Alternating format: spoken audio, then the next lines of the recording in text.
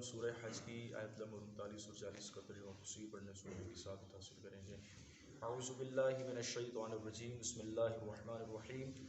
اذن للذین یقاتلون بانہم ظلموا وان اللہ علی نصرہم لقدیر۔ ترجمہ کنز العرفان، جن سے لڑائی کی جاتی ہے انہیں اجازت دے دی گئی کیونکہ ان پر ظلم کیا گیا، اور بے شک اللہ ان کی مدد کرنے پر ضرور قادر ہے۔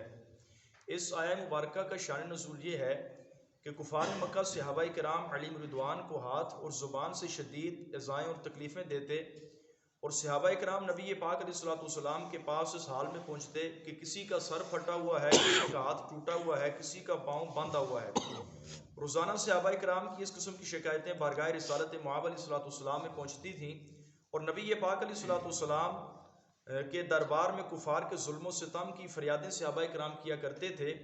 تو آپ علیہ السلام یہ فرما دیا کرتے تھے کہ صبر کرو، مجھے ابھی جہاد کا حکم نہیں دیا گیا۔ جب نبی پاک علیہ السلام نے مدینہ منورہ کی طرف ہجرت فرمائی تب یہ آیہ مبارکہ نازل ہوئی، اور یہ وہ پہلی آیت کریمہ ہے قرآن پاک کی کہ جس میں کفار کے ساتھ جنگ کرنے کی مسلمانوں کو اجازت دے دی گئی۔ اور اس آیت کریمہ کا خلاصہ یہ ہے کہ مشرکین کی طرف سے جن مسلمانوں سے لڑائی کی جاتی ہے انہیں مشرکین کے ساتھ جہاد کرنے کی اجازت دے دی گئی کیونکہ ان پر ظلم و ستم کیا گیا، اور بے شک اللہ تبارک و تعالی مسلمانوں کی مدد کرنے پر ضرور قادر ہے۔ کون سے لوگ ہیں کہ جن پر ظلم و ستم کیا گیا؟ الذین اخرجوا من دیارہم بغیر حق الا ان یقولوا ربنا اللہ ولولا دفع اللہ الناس بعضهم ببعض لہدمت صوامع وبیع وصلوات ومساجد یذکر فیہا اسم اللہ کثیرا وَلَيَنْصُرَنَّ اللَّهُ مَنْ يَنْصُرُهُ إِنَّ اللَّهَ لَقَوِيٌّ عَزِيزٌ۔ وہ لوگ کہ جنہیں ان کے گھروں سے ناحق نکال دیا گیا صرف اتنی بات پر کہ انہوں نے کہا کہ ہمارا رب اللہ ہے، اگر اللہ آدمیوں میں ایک کو دوسرے سے دفع نہ کرتا تو ضرور عبادت گاہوں، گرجوں اور مساجد کو گرا دیا جاتا جن میں اللہ کا ذکر کثرت سے کیا جاتا ہے۔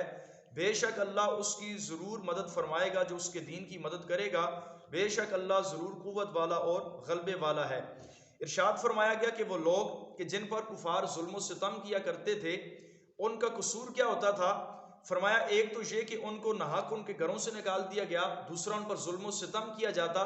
وجہ یہ تھی کہ وہ لوگ کہا کرتے تھے کہ ہمارا رب صرف اللہ ہے، وہ وحدہ لا شریک ہے۔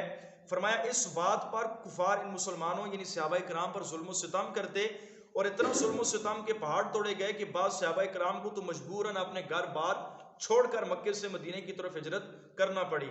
وَلَوْلَا دَفْعُ اللَّهِ النَّاسَ بَعْضَهُمْ لِبَعْضٍ، اور اگر اللہ آدمیوں میں سے ایک کو دوسرے سے دفع نہ فرماتا۔ آیت کریمہ کا یہ جو حصہ ہے اس کا خلاصہ یہ ہے کہ اگر اللہ تعالیٰ جہاد کی اجازت دے کر حدود قائم فرما کر آدمیوں میں آدمیوں کو ایک کو دوسرے سے دفع نہ فرماتا تو فرمایا نتیجہ یہ ہوتا کہ مشرکین مسلمانوں پر غالب آ جاتے،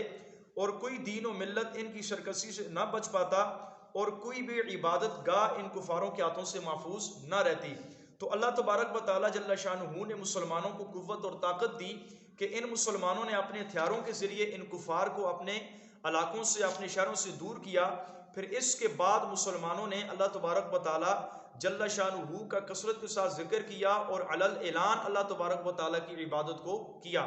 اس آیہ مبارکہ سے معلوم ہوا کہ اگر گزشتہ زمانوں میں جہاد نہ ہوتے تو نہ یہودیوں کے عبادت خانے محفوظ رہتے، نہ عیسائیوں کے گرجے۔ ہر زمانے میں جہاد کی ایک برکت یہ ہوئی کہ ان جہاد کی برکت سے لوگوں کی عبادت گاہیں محفوظ ہو گئیں۔ تو فرمایا اگر جہاد نہ ہوتے تو مسلمانوں کی کوئی بھی مساجد وغیرہ محفوظ نہ ہوتی، حتیٰ کہ خانہ کعبۃ اللہ شریف بھی محفوظ نہ رہتا، کہ وہاں پر بھی جہاد سے پہلے مسلمانوں کو سرعام عبادت کرنے کی اجازت نہ دی جاتی، حج کرنے کی اجازت نہ دی جاتی تھی۔ لیکن جب نبی پاک علیہ السلام نے 10,000 صحابہ کرام کو لے کر جہاد کیا، میرے آقا علیہ السلام نے مکہ مکرمہ کو فتح کیا، تو اس کے بعد علل اعلان مسلمان مکہ مکرمہ کے اندر بھی عبادت کو کرنے لگے۔ اللہ تبارک و تعالیٰ جل شانہ کی بارگاہ میں دعا ہے جو کچھ ہم نے پڑھا سنا اس پر عمل کرنے کی توفیق نصیب فرمائے، آمین بجاہ نبی الکریم صلی اللہ تعالیٰ علیہ وسلم۔